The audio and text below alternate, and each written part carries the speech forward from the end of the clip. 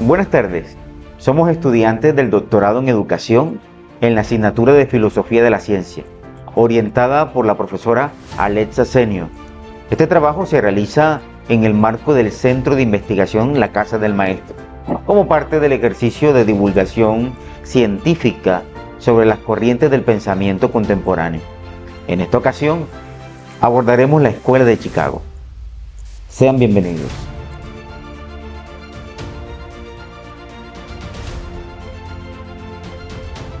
Cuando hablamos de ciencia, casi automáticamente pensamos en objetividad, en método, en pruebas, en rigor, como si fuera un terreno completamente estable y seguro. Pero en el siglo XX esa imagen empezó a cambiar. La ciencia dejó de verse como un conjunto de verdades acumuladas y comenzó a entenderse como un campo de debate, un debate profundo sobre qué es realmente la racionalidad. Ya no era suficiente investigar, había que preguntarse qué hace que algo sea verdaderamente científico. Exactamente, la discusión se volvió más radical. Ya no se trata solo de cómo investigar, sino de algo más profundo. ¿Dónde está la línea que separa la ciencia de lo que no lo es? ¿En la verificabilidad del positivismo lógico? ¿En la falsabilidad que propone Popper? ¿En la crítica a la razón instrumental de la Escuela de Frankfurt? ¿O debemos entender la ciencia como una práctica social situada? Y el positivismo lógico decía algo muy claro. Una proposición es científica si puede verificarse empíricamente. Si no se puede comprobar, entonces no tiene sentido científico. La ciencia quedaba reducida a un lenguaje formal conectado con lo observable. Pero Popper rompe con esa idea. Él dice, el problema no es verificar, es poder refutar. Una teoría científica si puede ponerse en riesgo, si puede ser falsada por la experiencia. Con eso, el centro del debate se mueve hacia el carácter crítico del conocimiento. Y justo en medio de estas tensiones aparece la Escuela de Chicago, proponiendo algo distinto. No entiende la ciencia social como una estructura lógica, abstracta, no, sino como una práctica reflexiva vinculada a la experiencia concreta.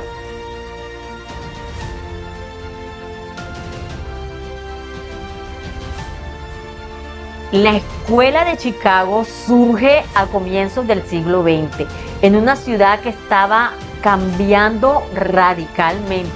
Industrialización, migraciones masivas, diversidad cultural, tensiones sociales. Chicago era prácticamente un laboratorio vivo y eso es clave. La investigación no se hacía desde la distancia, no, sino desde la inmersión en la realidad social. George Herbert plantea algo revolucionario. El yo no nace aislado, surge en la interacción social y eso cambia completamente la forma de entender la realidad. Si el sujeto se construye en interacción, la realidad social también es un proceso dinámico. Y John Dewey lo contempla con una idea fundamental. Investigar es transformar una situación confusa en una situación clara. Es decir, conocer no es contemplar desde afuera, es intervenir reflexivamente en la experiencia. Aquí aparece algo central. El conocimiento no es pasivo, es reorganización activa de la experiencia.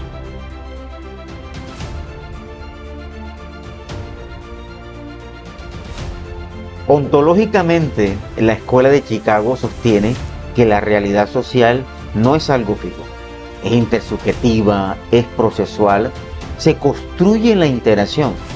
No existen hechos sociales completamente separados de los significados que le damos. Y desde el plano neozoológico, la verdad no es una simple correspondencia entre teoría y realidad.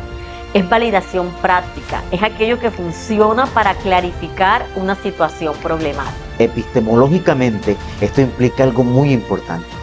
La cientificidad no depende únicamente de verificar o falsar, depende de coherencia metodológica, consistencia argumentativa, saturación conceptual y transparencia en el análisis. Y metodológicamente, esto se traduce en trabajo de campo. observación participante, estudio de casos, teoría fundamentada. La teoría no se impone desde arriba, emerge desde los datos mediante comparación constante. Y en el plano sociológico, el conocimiento no es neutral. Nace de problemas humanos concretos y tiene implicaciones éticas. El objetivo no es solo explicar, es transformar reflexivamente.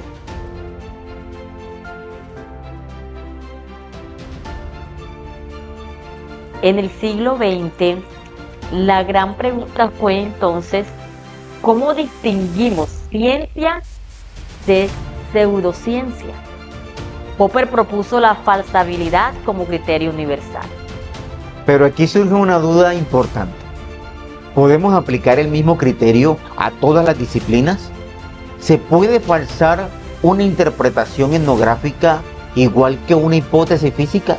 Es que la Escuela de Chicago reconoce que las ciencias sociales trabajan con otro nivel de complejidad. O sea, la cientificidad no desaparece, pero se redefine. El rigor sigue siendo necesario, pero adecuado al fenómeno que se estudia. La demarcación deja de ser solo lógica, se vuelve metodológica y contextual. Lo importante es la claridad del procedimiento, la coherencia del análisis y la consistencia interpretativa.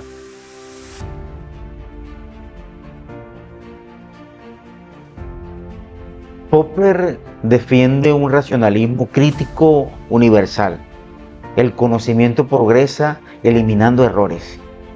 Habermas introduce otra dimensión. O sea, todo conocimiento responde a intereses técnicos, prácticos y emancipatorios. La racionalidad es comunicativa e histórica. La Escuela de Chicago ocupa un punto intermedio. No reduce la ciencia a pura formalización lógica, pero tampoco la convierte en crítica ideológica total. Sí, propone una tercera vía, empírica sin positivismo, crítica sin totalización, comunicativa sin relativismo extremo.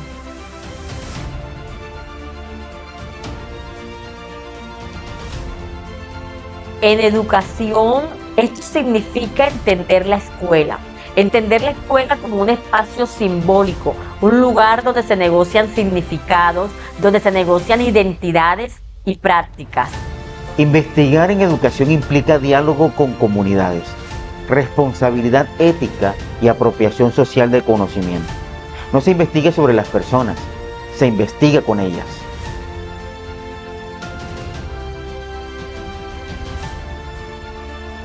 La Escuela de Chicago no es solo una corriente metodológica, es una forma distinta de entender la ciencia. Y frente al positivismo, frente al racionalismo crítico y frente a la teoría crítica, el pragmatismo propone entender la ciencia como una praxis social reflexiva, históricamente situada, metodológicamente rigurosa, éticamente comprometida. La racionalidad científica no es única ni monolítica, es plural, es contextual, es dinámica. Y precisamente en esa pluralidad está su fuerza. La ciencia no solo describe el mundo, lo comprende desde la experiencia humana. Y al comprenderlo, abre la posibilidad de transformarlo.